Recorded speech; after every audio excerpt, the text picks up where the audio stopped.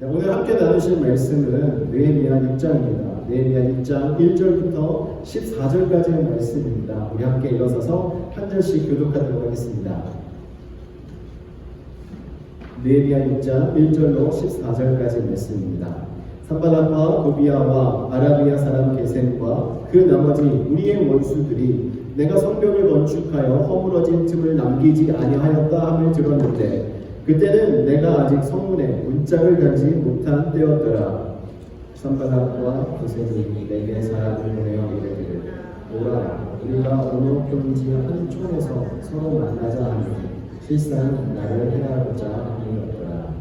내가 곧 그들에게 사자들을 보내어 이르기를 내가 이제 큰 역사를 하니 내려가지 못하겠노라. 어찌하여 역사를 중지하게 하고 너에게로 내려가겠느냐 하매 그들이 네 번이나 같이 내게 사람을 보내되 나는 똑같이 대답하였더니 산발랏이 다섯 번째는 그 종자의 손에 봉하지 않은 편지를 들려 내게 보내는데 그 글에 이르기를 이방 중에도 소문이 있고 가슴으로 말하기를 너와 유다 사람들이 모반하려 하여 성벽을 건축한다 하나니 내가 그 말과 같이 왕이 되려 하는도다. 또 내가 선지자를 세워 예루살렘에서 너를 들어 선전하기를 유다의 왕이 있다 하게 하였으니 지금 이 말이 왕에게 들릴지라. 그런즉 너는 이제 오라 함께 의논하자 하였기로 내가 사람을 보내어 그에게 이르기를 내가 말한 바 이런 일은 없는 일이요 내 마음에서 지어낸 것이라 하였더니 이는 그들이 다 우리를 두렵게 하고자 하여 말하기를 그들의 손이 피곤하여 역사를 중지하고 이루지 못하리라 합니다. 이제 내 손을 힘있게 하옵소서 하였노라. 이후에 노에다들의 손자 골라야의 아들 스나야가 두문문출하기로 내가 그 집에 가니 그가 이르기를 그들이 너를 죽이러 올 터이니 우리가 하나님의 전으로 가서 외소 안에 머물고 그 문을 닫자. 저들이 반드시 밤에 와서 너를 죽이리라 하기로 내가 이르기를 나 같은 자가 어찌 도망하며 나 같은 몸이면 누가 외소에 들어가서 생명을 보존하겠느냐. 나는 들어가지 않겠노라 하고 깨달은지 그는 하나님께서 보내신 바가 아니라 도비야와 산발랏에게 뇌물을 받고 내게 이런 예언을 하노라. 그들이 뇌물을 준 까닭은 나를 두렵게 하고 이렇게 함으로 범죄하게 하고 악한 말을 지어 나를 비방하려 함이었느니라. 내 하나님이여 도비야와 산발락과 여선지 노아디아와 그 나는 선지자들 곧 나를 두렵게 하고자 한 자들의 소행을 기억하옵소서 하였더라. 아멘. 자리에 앉아주시기 바랍니다. 네, 오늘 말씀의 제목은 적들의 방해 전략입니다. 여러분들도 잘 아시는 바와 같이 지금 느헤미야는 이스라엘 백성들과 함께 예루살렘 성벽을 재건하면서 지금 열심히 수고하고 있는 가운데 있습니다. 그런 상황 속에 산발락과 도비야 그리고 게셈이라는 사람을 중심으로 그 악한 원수들이 지금 그 일을 방해하려고 아주 온갖 수단과 방법을 다 동원하며 지금 옆에 있는 것을 오늘 본문 말씀을 통해서 저희들은 접하고 있습니다. 여러분들이 의미 있고 선한 일을 하려고 할 때 부딪히는 반대와 장애에 우리는 쉽게 낙심하고 절망할 수 있습니다. 신앙생활을 예로 들면 여러분이 기도 생활을 좀 더 열심히 하고 예배 생활을 좀 더 열심히 하고 또 말씀을 더 가까이 하면서 하나님께서 원하시는 삶을 살아가겠다고 다짐할 때 그때 뜻하지 않은 일들이 여러분 주변에 일어나므로 여러분들이 그 일을 하지 못하도록 만드는 것을 경험하셨을 것입니다. 그러니까 여러분들이 하나님께서 원하시는 일을 하려고 할 때마다 그 반대에 부딪히는 일들이 지속적으로 일어난다는 말이죠. 이러한 반대가 만약 내 실수나 연약함이 원인이 되는 것이라면 우리는 우리의 허물을 인정하고 다시 훈련을 받으면서 다시 시작하면 됩니다. 그런데 우리의 의지와 상관없이 주변의 반대에 부딪힐 때는요 먼저 우리가 분별할 줄 알아야 합니다. 이것이 과연 우리로 하여금 하나님의 선한 일을 못하게 하려는 일인지 아니면 그냥 주변에서 일어나는 가벼운 일인지를 우리는 분별해야 하는 것입니다. 많은 경우에 우리가 신앙생활을 열심히 하려고 할 때 방해하는 이런 일들은요 사단의 이끌림을 받는 자들 어둠의 세력에 갇혀있는 자들이 그런 일들을 감당할 때가 많습니다. 오늘 본문 말씀 속에 나와 있는 이 사건도 마찬가지예요. 느헤미야를 보시면 예루살렘 성 왕궁과 더불어서 선택받은 백성으로서 갖춰야 할 삶의 그 마땅한 모습을 목표로 시작했던 이 성을 쌓는 이 거의 완성하는 단계에 이르렀습니다. 본문의 내용에 보면 이제 문만 달면 모든 것이 끝나는 시점이에요. 그러다 보니까 더욱더 산발락과 도비아와 게셈이라는 사람이 주변 사람들과 함께 더욱더 악랄하게 반대를 합니다. 만약 느헤미야가 그들의 반대와 유혹에 부딪혀서 포기했다면 하나님의 뜻을 이루지 못했을 것입니다.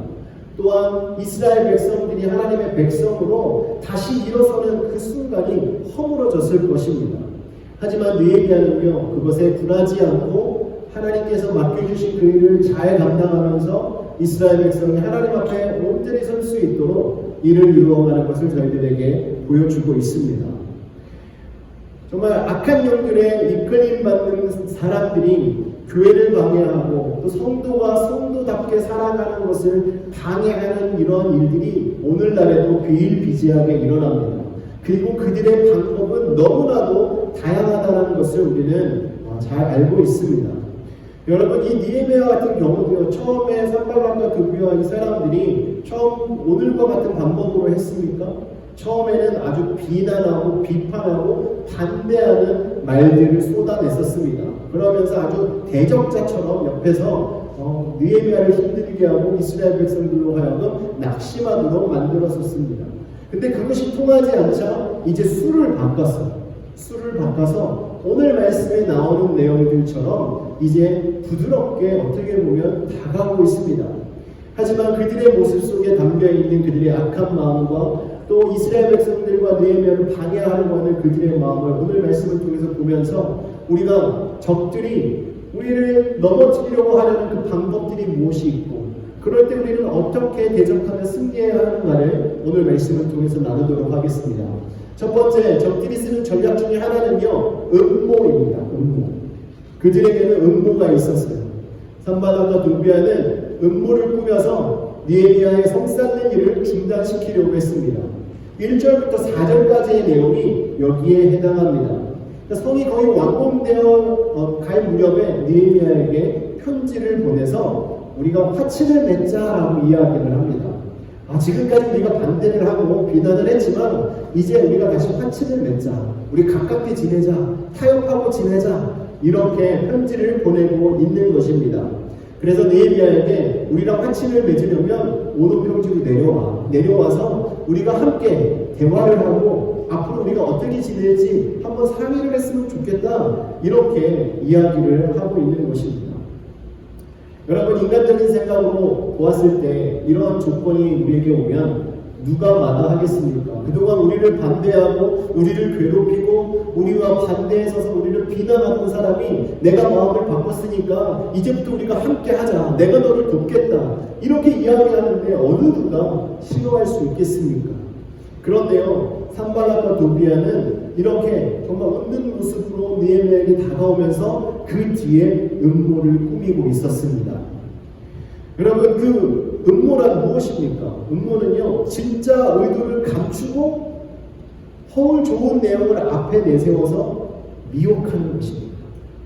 산발락과 도비아는 지금 화친을 맺어서 우리가 같이 지내자, 가깝게 지내자라고 겉으로 이야기하면서 실상은 무엇입니까? 2절 말씀에 보면 느헤미야가 파악하기로는 실상은 나를 해하고자 함이니라라고 말합니다. 그러니까 산발락과 도비아의 계획은요, 화친을 맺자라고 유혹해서 느헤미야가 오노평지로 내려오게 되면 느헤미야를 죽여버리려고 했던 것입니다. 그렇게 되면 어떻게 되는 거예요? 느헤미야가 죽게 되면 모든 공사가 멈춰지게 될 것 아니겠습니까? 그러면 느헤미야가 하고자 했던 일도 이루지 못하고 이스라엘 백성들도 이제 다시 부흥을 꿈꾸며 회복을 꿈꾸며 있었던 자들이 다시 낙심하면서 어떻게 보면 산발락과 도비아를 의지하는 일들이 생겨날 수 있는 이런 상황이 닥칠 수 있는 것이었습니다. 하지만 느헤미야는요, 그러한 음모에 넘어가지 않았습니다. 오히려 하나님께서 맡겨주신 그 일을 잘 감당하기 위해서 분별하는 모습을 저희들에게 보여주고 있습니다. 느헤미야가 왜 그 자리에 가지 않았겠습니까? 그 이유가 있어요. 그 이유는 서로의 목적이 달랐기 때문에 그렇습니다. 그들이 화친을 맺자고 한 이유는 본인들의 유익과 본인들의 안녕을 위해서 맺자고 했던 것이고요. 하지만 느헤미야는 화친을 맺을 어떤 목적도 그들과 같은 것이 없었다는 것입니다. 여러분, 목적이 다를 때 하는 타협은요, 아주 본질적인 문제들을 조금씩 상하게 만들어 버립니다. 사탄의 타협, 그 교활함을 성경에서 여러 차례 저희들은 발견할 수 있습니다. 특별히 이스라엘 백성들이 출애굽을 할 때 모습을 보면 우리가 너무나 잘 알 수 있습니다. 모세가 바로에게 가서 하나님께서 명령하신 대로 내 백성을 보내라, 그들이 나를 섬길 것이니라 라는 말을 전하게 됩니다. 그런데 바로는 들은 채도 하지 않습니다.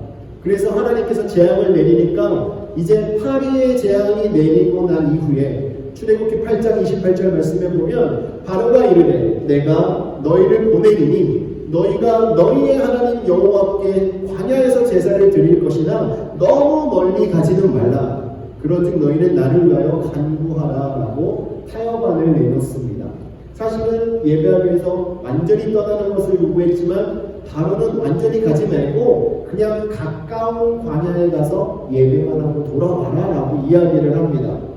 오늘날 현대적인 표현으로 바꿔서 이야기하는 이거예요. 그래, 예수를 믿어도 돼. 예수를 믿어. 하지만 너무 거기에 빠지지 말아라. 너무 방심적으로 믿지 말아라. 주일날 예배 한 번만 가면 되지. 뭐하러 수요 예배도 가고 금요 예배도 가고 새벽 예배는 뭐하러 가고 큐티 모임은 왜 하고 기도 모임은 왜 하고 개인 큐티 생활을 왜 하려고 하는 거니? 그냥 예배만 주일날 가서 한 번 딱 하고 그렇게 지내면 괜찮아. 예배할 때 나를 위해서 기도해줘. 바로가 그렇게 이야기하는 겁니다. 보내줄 테니까 예배해. 그러면서 나를 위해서 기도해줘. 어떻게 보면 정말 우리를 이해하는 것 같고 우리의 신앙을 용납하는 것 같지만 결코 그렇지 않다라는 것입니다. 그리고 또 그 이후의 모습을 보면요, 메뚜기 재앙 이후에 바로의 마음이 조금 또 바뀌었습니다. 어떻게 바뀌냐면 남녀노소와 우양을 데리고 가겠다라는 이스라엘의 요구에 남자만 가서 여호와를 섬기고 돌아오라라고 말하고 있습니다. 이것도 보면 어떻게 보면 좀 더 절충된 타협안이에요. 처음에는 그냥 예배만 하고 돌아오라고 했는데 이제는 남자만 가서 너네들 원하는 곳에 가서 예배를 하고 오라고 합니다. 그런데 이 내용은 뭐냐면요, 그래, 예수 믿고 예배 잘 해라. 그런데 너만 믿어. 너의 가족들에게는 얘기하지 마. 너 혼자만 잘하면 되지. 굳이 왜 너의 자녀들에게, 너희들 아내들에게 왜 같이 예배하자고 하는 거야. 그렇게 하지 말고 가족을 끌어들이지 말고 그냥 너만 잘해라 라고 말하고 있는 것입니다. 오늘날 이런 유혹이 저희들에게도 있습니다. 가족들이 신앙생활 잘하지 않고 힘들게 할 때 그냥 나 혼자만 잘하면 되지 않을까? 이런 생각을 하면서 나만 열심히 하면 되지라고 생각하는데요. 결코 그렇지 않습니다. 예수 그리스도께서 저희들에게 주신 그 사랑으로 우리가 가족을 바라본다면 결코 그들이 예수를 믿지 않고 살아가는 모습을 그냥 두고 볼 수 없는 모습이에요. 여러분의 가족들의 생명이 여러분들에게 달려있는 것입니다.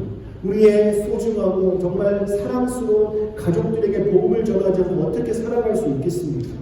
그런데 사단은 저희들에게 그렇게 말한다는 거예요. 너 혼자만 잘 믿으면 되니까 너희 가족들은 건들지 마라.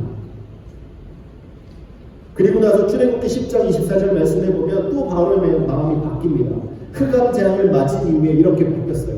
바로가 모세를 불러 이르되 너희는 가서 여호와를 섬기되, 함께 있습니다. 너희는 양과 소는 머물러 두고 너희 어린 것들은 너희와 함께 갈지니라. 자, 이제는 좀 더 마음을 열었어요. 그래서 이제는 그래, 너희 가족들까지 다 가도 괜찮아. 그런데 너희들의 재물은 두고 가라 라고 말하는 것입니다. 너희의 양과 소는 그냥 두고 가라. 다시 말하면 이런 거예요. 너희가 예수 믿는 것은 좋은데 너희들이 가지고 있는 물질과 너희들이 가지고 있는 그 시간의 헌신은 하지 말아라. 예수를 그리스도로 믿으면 분명 구원을 얻습니다. 이것은 하나님의 약속으로 법적인 거예요. 그러나 구원과 함께 우리 자아와 인생관, 가치관, 세계관이 근본적으로 하나님의 약속에 따라 변하지 않으면 세상에서 빛과 소금의 역할을 감당하며 살아갈 수 없게 되는 것입니다. 매주 교회에 와서 기도하고 봉사를 잘하지만 실제 삶 속에서 물질과 시간을 사용하는 데 있어서 하나님의 말씀을 따르기보다는 그냥 내가 원하는 대로 세상이 흐르는 대로 그렇게 따라가는 사람이라면 예수를 믿는 사람으로 살아갈지는 몰라도 정말 주님께서 기뻐하시고 원하시는 사명자로서 살아가기는 힘들 거라는 것입니다. 그래서 마틴 루터는 이런 말을 했어요. 돈 지갑의 회심 없이는 진정한 변화가 없다. 이 말은 뭐냐면요, 꼭 물질적인 것만 가지고 말하는 것이 아닙니다. 여러분이 사랑하는 것까지 회심하지 않으면 진정한 변화가 일어나지 않는다는 거예요. 우리가 열심히 신앙생활하지만 우리가 정말 사랑하고 우리가 정말 아끼는 것들을 숨겨놓고 하나님보다 그것을 더 사랑하게 된다면 거기에서 문제가 생겨나게 된다는 거예요. 여러분, 수영하고 운전하는 것이 별로 어려워 보이진 않지만요, 훈련을 하지 않으면 그것이 쉬울 수가 없습니다. 마찬가지로 실제 생활에서 하나님과 늘 동행하며 훈련하고 우리가 가지고 있는 모든 것을 드리지 않으면 우리가 온전한 그리스도인으로서의 삶을 살아가기가 쉽지 않습니다. 왜냐하면 언제든지 사단은 그 부분을 가지고 우리에게 다가올 거예요. 우리에게 타협을 시도하고 우리들로 하여금 낙심하게 만들고 그렇게 된다는 것입니다. 이런 상황 속에서 느헤미야는요, 두 가지를 견고히 했기 때문에 이들의 타협 앞에서도 굴하지 않고 분별할 수 있었습니다. 그 첫 번째는 자기 삶의 목적을 분명히 했습니다. 자신이 왜 이곳에 왔고 이 일을 왜 하고 있는지를 느헤미야는 알고 있었던 거예요. 그래서 자신이 이스라엘을 하나님의 백성답게 다시 회복하게 만들고 또 하나님의 백성다움을 위해서 예루살렘 성을 재건하는 것이다라는 그 확고한 목적이 그의 심장 속에 있었다는 것입니다. 여러분, 목적이 분명한 사람은 타협하지 않습니다. 여러분들이 이루고자 하는 그 뜻, 그 목적이 분명하면 그것을 이루기까지 결코 타협하지 않습니다. 여러분이 무언가를 공부할 때 그것을 다 마치고 또 다른 스텝을 가기 위해서 여러분 최선을 다하지 않습니까? 여러분들이 직장 생활을 할 때도 사업을 할 때도 여러분들이 세운 그 목적과 목표가 있어서 그것을 향해서 여러분 최선을 다해서 달려가지 않습니까? 우리의 신앙생활도 마찬가지입니다. 우리의 신앙생활의 목적을 온전히 세우고 우리가 무엇을 위하여 이곳에 있는가를 여러분들이 바르게 알아야 하는 거예요. 그래야 여러분의 육신이 조금 불편하고 아파도 또 여러분들의 삶이 조금 힘들고 무뎌져도 또 여러분들의 마음이 속상하고 힘든 일이 있어도 예수 그리스도 안에서 흔들리지 않고 주님만 바라보며 하나님께 예배하는 그리스도인이 되는 줄 믿으시기 바랍니다. 사랑하는 성도 여러분, 여러분의 삶의 목적을 분명히 하시기를 주님의 이름으로 축원합니다. 여러분의 삶의 목적을 분명히 할 때 사단의 타협한 앞에서도 분별하여 승리하는 자가 되는 것입니다. 그리고 두 번째는 비전을 확인했습니다. 느헤미야는요, 하나님께서 이 일을 자신을 통해 이루실 거라는 그 비전과 확신이 있었습니다. 이런 비전이 없는 사람은 자기 나름대로 목적과 경험 또 자존심을 위해서 살아가게 되어 있습니다. 그러다 보면 교회에서 교묘한 술책으로 하나님 자녀답게 살지 못하게 하고 또 교회가 교회답지 못하게 하는 사람이 될 수도 있습니다. 그래서 우리가 분별해야 할 것은 교회의 정책이나 교회 구성원들이 진행하는 일의 목적이 하나님의 영광을 위한 일인가, 아니면 이것이 그냥 한 사람의 개인의 영광을 위한 일인가, 아니면 이것이 정말 우리를 하나님의 자녀답게 살아가게 하고자 하는 일인가, 아니면 이것이 그냥 나 한 사람이 드러나기 위한 일인가를 생각해서 분별할 줄 알아야 하는 것입니다. 비전이 있는 분들은요, 그 비전을 위해서 최선을 다합니다. 근데 그 비전이 하나님의 영광을 위한 비전이 될 때 그 어떤 일들 가운데서도 흔들리지 않고 우리가 주님께서 맡겨주신 그 일을 묵묵히 감당할 수 있는 성도가 되는 것임을 믿으시기 바랍니다. 그래서 여러분들이 정말 여러분의 비전이 무엇인가를 항상 고민하고 생각해 보셔야 합니다. 여러분의 그 비전을 통해서 내가 교회에서 정말 내 꿈을 한번 펼쳐보고 내 뜻을 펼쳐보겠다가 아니라 그 비전을 통해서 내가 정말 하나님의 자녀답게 한번 살아보고 그 비전을 통해서 내가 하나님께 영광 돌리는 귀한 일에 도구가 되어야겠다라는 이런 다짐이 일어나야 할 줄 믿습니다. 사랑하는 성도 여러분, 우리의 삶의 목적과 비전이 무엇인지를 깨닫기를 원합니다. 그래야 악한 영들이 저희들에게 음모를 꾸며서 타협하려고 다가오는 그 상황 속에서도 우리가 분별하여서 하나님의 사랑으로 온전히 승리하게 될 줄 믿으시기 바랍니다. 두 번째로는요, 악한 영들이 저희들을 대적할 때 사용하는 방법 중에 하나가 중상모략입니다. 중상모략. 여러분들 중상모략이 어떤 것인지 잘 아시죠? 사람들 사이에서 이간질을 시키는 거예요. 없는 일을 가지고 있는 것처럼 만들어서 말을 와전시키고 오해하게 만들고 그러는 것이 중상모략입니다. 오늘 산발락과 도비아가 지금 그 방법을 가지고 느헤미야를 공격하기 시작해요. 첫 번째로 느헤미야에게 검은 뜻을 가지고 음모를 끊고 종을 4번이나 보냈습니다. 편지를 가지고 4번이나 보냈는데 거절을 당하니까 이제 5번째 보낼 때는요, 머리를 굴렸어요. 5절부터 7절까지 내용인데요, 우리가 함께 읽어보도록 하겠습니다. 읽습니다. 시작. 산발락이 5번째는 그 종자의 손에 응하지 않은 편지를 들려 내게 보냈는데 그 글에 이르기를 이방 중에도 소문이 있고 가슴도 말하기를 너와 유다 사람들이 모반하려 하여 성벽을 건축한다 하나니 내가 이 말과 같이 왕이 되려 하는도다. 또 내가 선지자를 세워 예루살렘에서 너를 들어 선전하기를 유다의 왕이 있다 하게 하였으니 지금 이 말이 왕에게 들릴지라. 그런즉 너는 이제 오라 함께 의논하자 하기로. 자, 여기에 보면 산발락과 도비아가 아주 교묘한 수를 씁니다. 그 편지 내용이 뭐예요? 너희가 지금 성을 쌓는 그 이유는 왕을 반역하기 위함이구나. 너희들 스스로 왕을 세워서 지금 우리를 다스리고 있는 그 왕을 배반하기 위해서 네가 이 일을 하고 있는 거구나. 너가 정말 그런 것인지 아닌지 만나서 한번 대화를 해보자. 나에게 소상히 밝혀라. 그것이 아니라고 나에게 한번 증명을 해봐라. 이렇게 이야기를 하는 것입니다.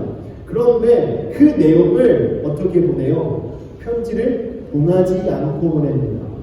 원래 편지를 봉하고 시를 해야 되는데 그렇게 하지 않고 보내는 거예요. 그 의도는 가지고 가던 종이 그 내용을 보고 사람들에게 말을 해서 그 소문이 나서 정말 왕에게 이 이야기가 들어가고 그래서 느헤미야가 공국으로 다시 호출을 받게 되기를 바라는 마음에서 이 일을 꾸민 것입니다.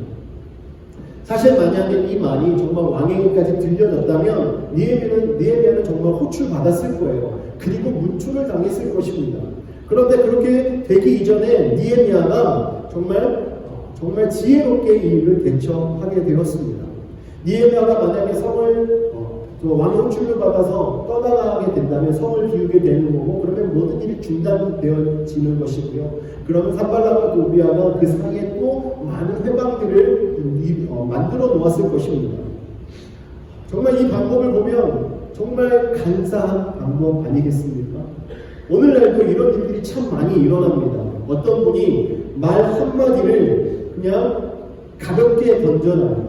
그런데 그 말이 소문을 타게 되면 점점 살이 붙게 됩니다.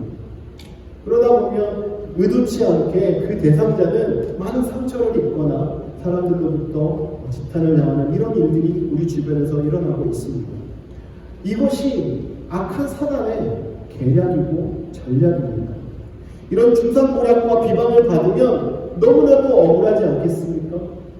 그 억울한 마음을 어떻게 달랠 수 있겠습니까?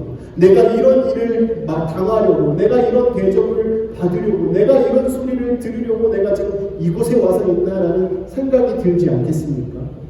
느헤미야도 그랬을 거예요. 만약에 그들의 계략에 넘어가서 마음에 분이 일어나고 화가 났다면 내가 이들에게 이런 소리를 들으려고 이곳까지 와서 이 성을 힘들게 짓고 있고 내 사비를 들여서 이들에게 먹을 것을 주고 있고 내가 정말 내가 이래도 되는 것인가? 그냥 모든 걸 놓고 본국으로 돌아갈까? 이런 생각이 들지 않았겠습니까? 그런데 느헤미야는요, 산발락과 도비아의 이 물음에 그렇게 분을 내지 않았습니다. 오히려 그들에게 말합니다. 지금 이 이야기는 당신들이 지어낸 것 아닙니까? 내 마음은 전혀 그렇지 않습니다. 분명하게 그들에게 대답을 합니다. 그리고 나서 느헤미야는 대답을 한 후에 하나님 앞에 나아가요. 하나님 앞에 나아가서 하나님, 지금 저들이 나를 이렇게 중상모략으로 나를 넘어뜨리려고 합니다. 하나님, 저를 붙잡아 주시고 저들을 주님께서 다스려 주십시오. 이런 기도를 하나님께 드리지 않겠습니까? 여러분, 정말 이 중상모략은요, 정말 저희들을 괴롭게 하고 불편하게 만드는 것입니다. 우리 주변에서 이런 일을 경험하는 분들 보시지 않았습니까? 아니면 혹 여러분들이 직접 경험해 보시지 않았습니까? 여러분들이 타인으로부터 내가 하지도 않은 일들을 했다라는 이야기를 들으면서 정말 손가락질을 당한다면 얼마나 마음이 힘들고 아픕니까? 또 반대로 내가 의도치 않게 그냥 나는 가볍게 한 이야기 때문에 누군가가 상처받고 힘들었다라는 사실을 알게 될 때 우리가 얼마나 마음이 아픕니까? 근데 악한 사단은요, 이런 것들을 이용한다는 것입니다. 여러분, 머리 좋은 분들이 이런 중상모략을 꾸며서 사람들에게 다가가면요, 어떻게 할 수가 없어요. 오늘날 모든 나라들의 정치 안에서 일어나는 일도 보면 아주 자신들의 그 전략을 가지고 사람들을 불편하게 하고 힘들게 하는 일들이 비일비재하게 일어납니다. 우리가 이런 일을 맞이할 때 우리는 어떻게 하겠습니까? 느헤미야처럼 하나님 앞에 무릎 꿇고 기도해야 합니다. 그러면서 하나님께서 이 모든 일을 해결해 주시라고 간구해야 하는 것입니다. 우리가 이런 일을 맞이할 때 이리 뛰고 저리 뛰고 하면서 내가 이러지 않았습니다, 제가 한 것이 아닙니다, 이렇게 변명하고 다닐 것이 아니라 우리는 하나님 앞에 나아가 서야 하는 것입니다. 에베소서 4장 29절 말씀에 이렇게 말합니다. 무릇 더러운 말은 너희 입 밖에도 내지 말고 오직 덕을 세우는 데 소용되는 대로 선한 말을 하여 듣는 자들에게 은혜를 끼치게 하라. 우리의 입술을 통해서 중상모략하는 말들을 뱉으면 안 되는 것입니다. 우리의 입술을 통해서는요, 선한 말이 나와야 하고 하나님의 말씀이 선포되어야 되고 하나님의 사랑이 우리의 입술을 통해서 전달되어야 하는 것입니다. 잠언 6장 16절에서 19절까지 내용을 보면 여호와께서 미워하는 것 6가지 7가지가 나오는데요, 그 중에 혀와 관련된 게 3가지나 됩니다. 그만큼 우리의 혀를 잘 다스리고 관리해야 한다는 거예요. 우리가 말을 어떻게 하느냐에 따라서 상처를 줄 수도 있고 위로를 줄 수도 있고, 우리의 말을 어떻게 하느냐에 따라서 누군가의 마음을 낙심시킬 수도 있고 누군가에게 힘이 되어줄 수도 있음을 우리는 깨달아야 합니다. 사람들이 많이 모여있는 곳은요, 정말 많은 말들이 있습니다. 교회도 마찬가지예요. 교회도 시간이 지나면 지날수록 많은 사람들이 인앤아웃하면서 많은 말들을 만들어냅니다. 여러분, 그럴 때마다 우리는요, 들리는 그 소문 때문에 흔들려서 분을 내시고 할 필요 없고요, 하나님 앞에 기도하면서 하나님께서 이 모든 문제를 해결해 주시고 인도해 주실 것을 믿고 서야 할 줄 믿습니다. 물론 사람이기 때문에 우리가 하지도 않은 일들을 했다라고 말하거나 또 정말 우리들에게 불이하게 다가오는 말들을 들을 때 분이 날 수도 있습니다. 하지만 그 분을 그 사람들에게 풀지 마시고 하나님 앞에 그 분을 내려놓기를 소망합니다. 사랑하는 성도 여러분, 여러분들의 삶 속에서 신앙생활할 때 정말 억울한 일을 당할 때가 있을 거예요. 그럴 때마다 여러분 하나님 앞에 무릎 꿇고 간구하시면서 이 억울함으로부터 자유롭게 주께서 인도해 주시고 정말 하나님의 사람으로서 온전히 서서 하나님께 영광 돌리는 삶이 되도록 인도해 달라는 간구를 드리시니 저와 여러분 되기를 주님의 이름으로 축원합니다. 네, 마지막 방법은요, 협박입니다. 협박.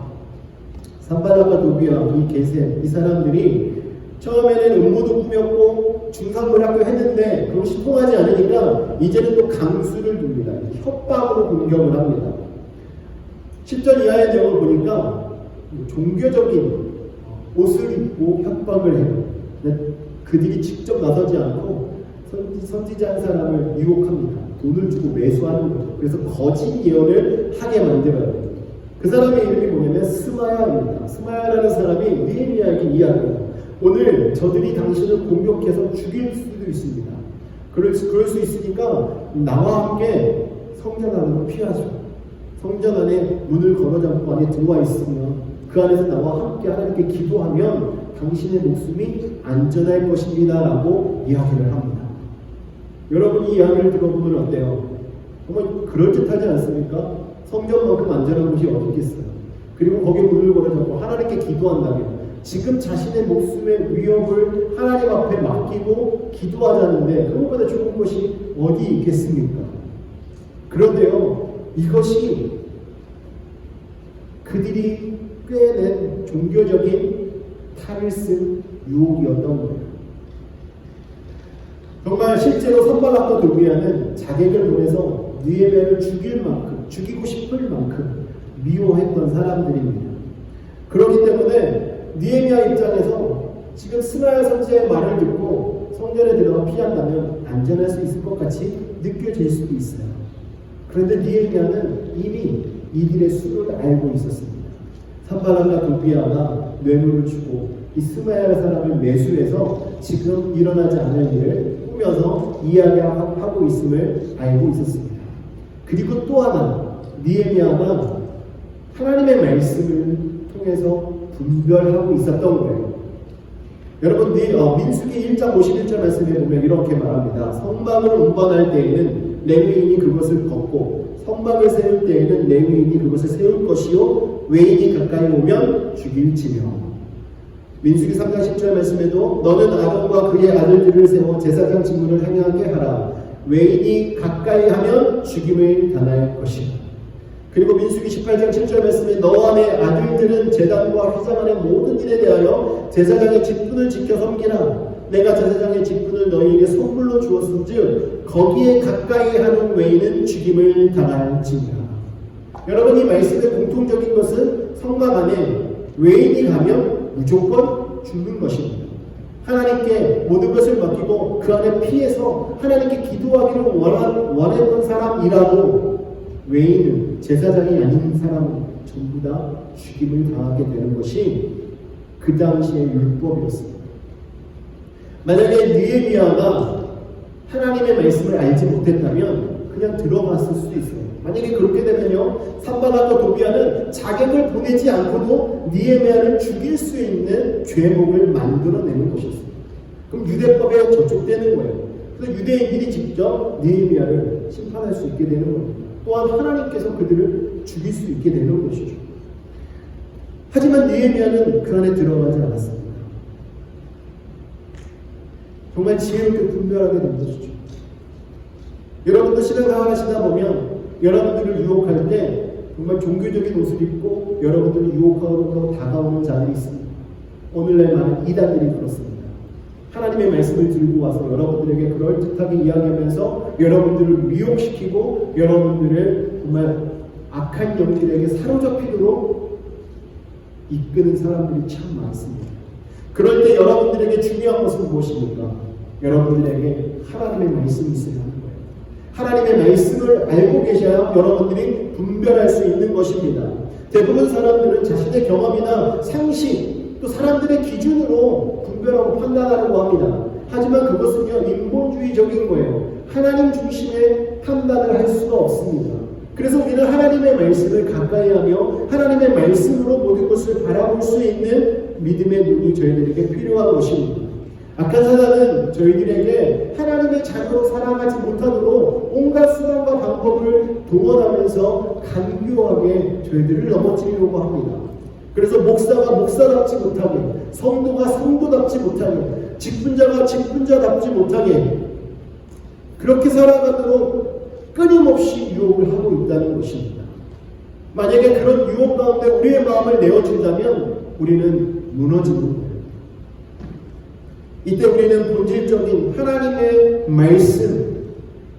말씀으로 돌아가서 하나님의 일을 감당하는 성도가 되어야 할 줄 믿습니다. 사랑하는 성도 여러분, 악한 영들은 여러분들이 믿음 안에서 하나님의 자녀로 하나님께 영광 돌리며 살아가려고 힘쓰면 힘쓸수록 여러분들을 더욱더 괴롭게 만들려고 할 것입니다. 여러분, 그럴 때 분별할 줄 알아야 돼요. 여러분들이 기도생활 시작하고 예배생활 시작할 때 어려움이 생겼다. 그러면 나를 지금 넘어뜨리려고 악한 영들이 지금 수를 쓰고 있구나. 여러분들이 분별할 줄 알아야 돼요. 그럴 때마다 하나님 앞에 무릎 꿇고 기도하며 하나님의 말씀을 붙잡고 여러분들이 일어서신다면 능히 분별하실 수 있게 되고 능히 승리하게 될 줄 믿으시기 바랍니다. 사랑하는 성도 여러분, 오늘 본문에 나와 있는 이 적들의 방해는요, 느헤미야에게 정말 어떻게 보면 본인이 이루려고 했던 하나님께서 주신 그 사명을 거의 완수하기 일부 직전에 왔던 거예요. 여러분들도 어떤 일들을 이룰 때가 되었을 때쯤 이런 시험이 올 수 있습니다. 여러분들이 하나님 앞에 약속하고 목표를 정하고 여러분들이 계획했던 일들을 다 이루어갈 때쯤 이런 유혹이 있을 수 있어요. 여러분들이 하나님 앞에 작정 기도를 하고 30일 작정, 40일 작정을 했는데 끝나기 하루 이틀 전에 그것을 완성하지 못하고 완벽하게 끝내지 못하도록 사단이 유혹하는 경우가 있습니다. 여러분 성경 통독할 때도 그러지 않습니까? 여러분들이 성경을 언제까지 이만큼 읽고 정말 하나님의 말씀을 묵상해야지 하고 결심하고 그 일을 행했는데 끝날 때쯤 돼가지고 그것을 마무리 짓지 못하게 하는 일들이 생겨납니다. 여러분 분별할 줄 아셔야 돼요. 그럴 때마다 악한 영들이 나를 지금 해방하는구나. 지금 악한 영들이 나를 지금 넘어뜨리려고 하는구나. 악한 영들이 나의 영을 죽이려고 하는구나. 이런 것들을 분별하셔서 하나님 아버지 앞에 기도하시고 하나님의 말씀으로 무장하며 서는 성도가 되어야 할 줄 믿습니다. 여러분 문제를 대하는 느헤미야의 자세를 여러분들 보시면서 저희들도 동일하게 저희에게 주어지는 그 문제 앞에 낙심하지 말고 두려워하지 말고 하나님 앞에 기도하며 하나님의 말씀으로 분별해서 승리하시는 저와 여러분 되기를 주님의 이름으로 축원합니다. 기도하시겠습니다. 이 시간 저희가 함께 기도할 때 정말 하나님 저희들에게 분별해 여겨주시고 저희가 하나님 앞에서 그리스도인으로서 합당한 열매를 맺고 하나님을 바라보며 하나님의 영광을 위하여 살아가는 성도가 될 수 있도록 힘을 주옵소서. 악한 영들이 저희들을 넘어뜨리고 다가온다 할지라도 저희들이 그것을 잘 분별하게 하시고 대적하여 승리하도록 주님의 영으로 인도해 달라고 주여 한번 부르짖고 기도하시겠습니다.